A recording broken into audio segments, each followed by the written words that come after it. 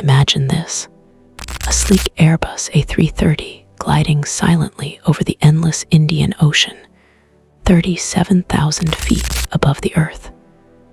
Breakfast trays are out. I'm starting to think, wow, is my life gonna end? A baby sleeps in its mother's arms. A businessman scrolls through emails. The pilots sip coffee. Everything is perfect. Then, 1 hour into the flight, something inside the machine wakes up. Not a storm, not turbulence, not a bird strike. Something far worse. The plane decides, on its own, to kill everyone inside. In the next 20 seconds, 315 lives will hang by a thread. This is the true story of Qantas Flight 72. The day a computer tried to murder a plane full of people. And it all began on a perfectly normal Tuesday morning. The normal flight, October 7, 2008. Singapore Changi Airport. Runway 2C, the sun is barely up. But Qantas Flight 72 is already pushing back from gate D46. The aircraft is VHQPA, a 4-year-old Airbus A330-303, pristine white with the iconic red kangaroo on the tail. Inside, 303 passengers settle in families heading home to Perth, miners returning from FIFO shifts, a group of excited tourists clutching duty-free bags. 12 crew members move through the aisles with practiced smiles.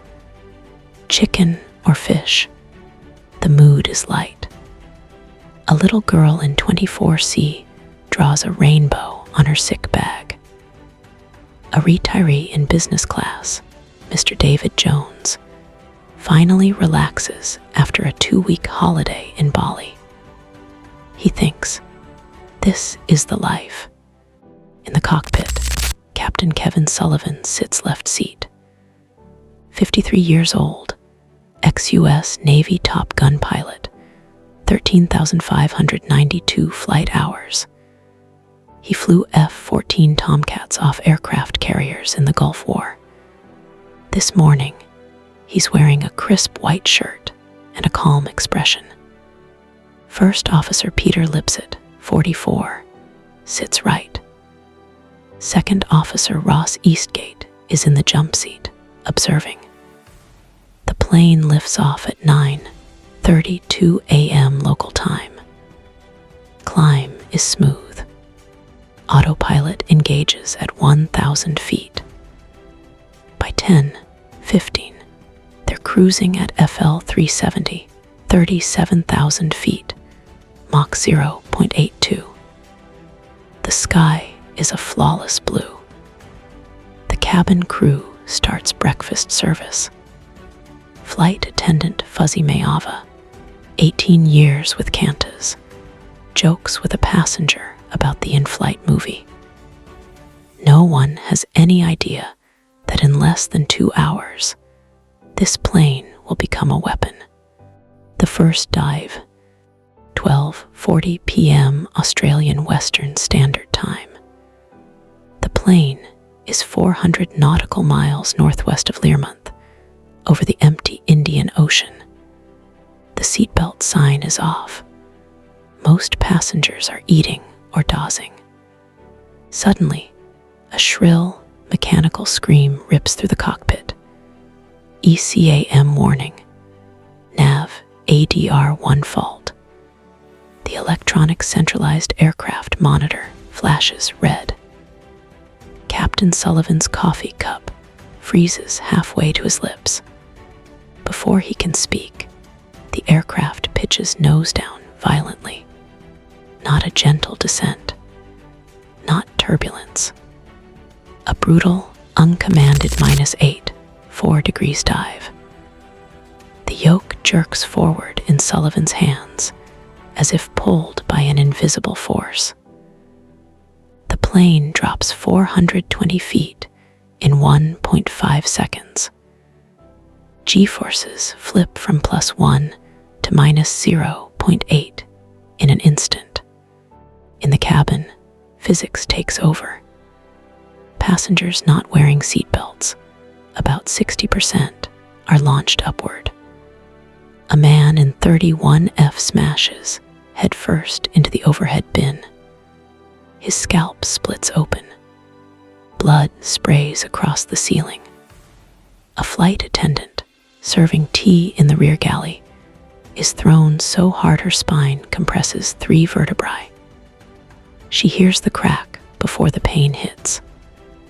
Oxygen masks deploy automatically with a loud pop, pop, pop, swinging like pendulums. A toddler's car seat rips from its moorings and slams into the bulkhead. The cabin lights flicker. Screams echo. A woman clutches her rosary and prays in Spanish.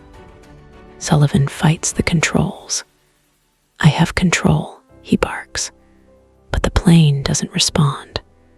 The side stick is moving, but not because he's moving it. The fly-by-wire system has gone rogue. Stall warning, stall, stall, overspeed warning, overspeed, both at once. Impossible. The aircraft is simultaneously telling the pilots it's falling and flying too fast. Sullivan's military instincts kick in. He disconnects the autopilot. The plane levels briefly. His heart is pounding. What the hell was that? Lipset asks, voice shaking. They don't know yet, but a single faulty sensor, Air Data Inertial Reference Unit 1, ADIRU, has just fed corrupted data to the flight control computers.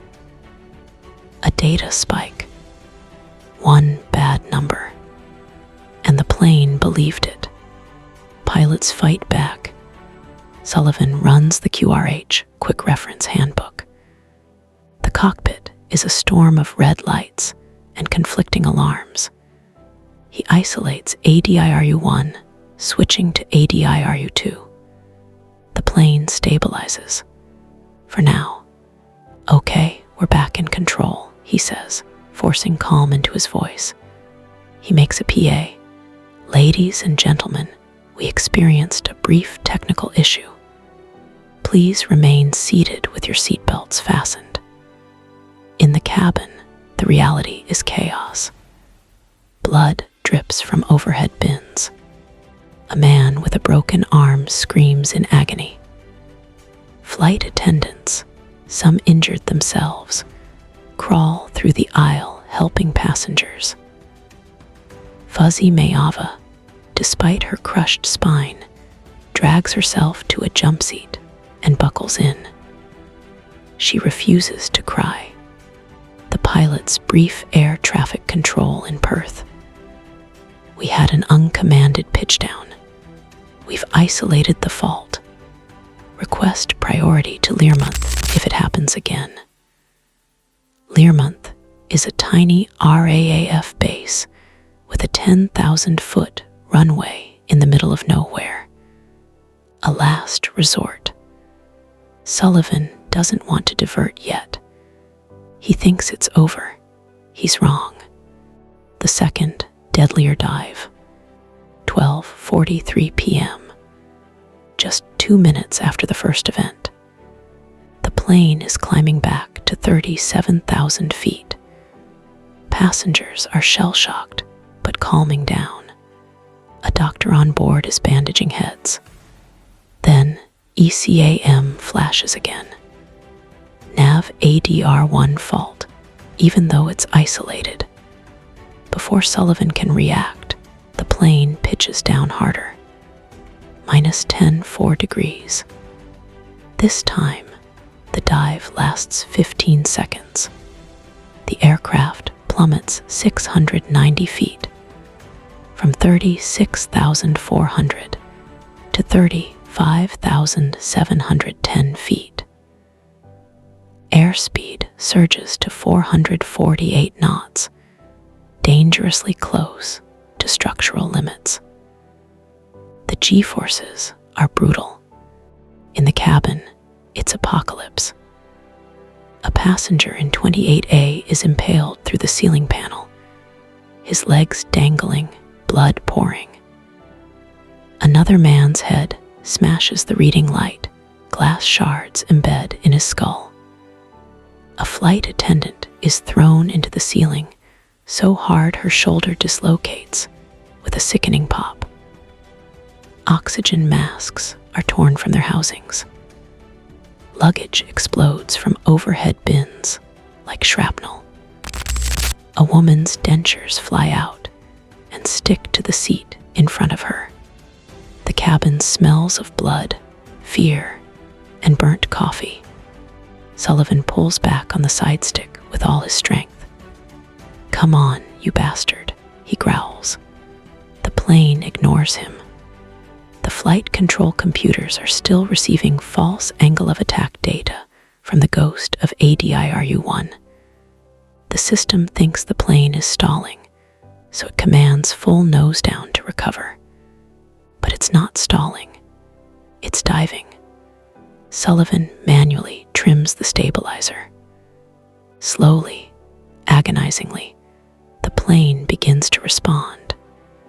He levels off at 35,000 feet. His shirt is soaked with sweat.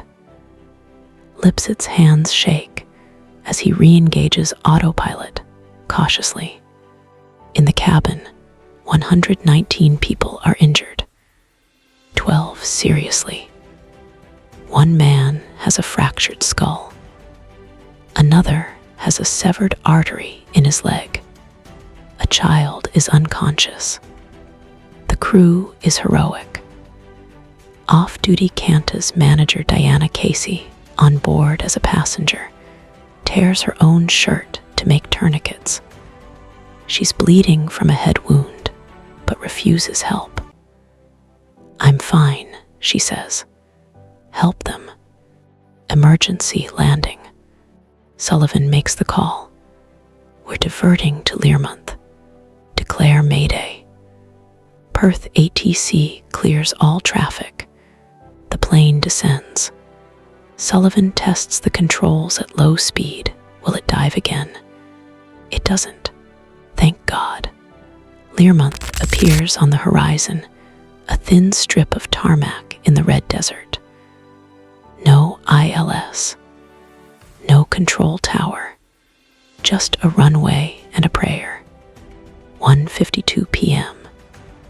The A330 touches down hard, but intact. Emergency vehicles race alongside. The Royal Flying Doctor Service is already waiting. 20 critically injured are stretchered out first. Fuzzy Mayava is carried off on a spine board, tears in her eyes, but still smiling at passengers. "You're safe now," she whispers.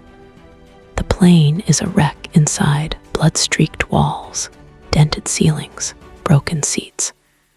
But it flew, and it landed. 0 fatalities. Outside, the Western Australian sun beats down. Paramedics work frantically. A little girl hugs her mother and sobs. David Jones, the retiree, sits on the tarmac in shock, his holiday suntan now pale. "I thought we were dead," he says to a reporter.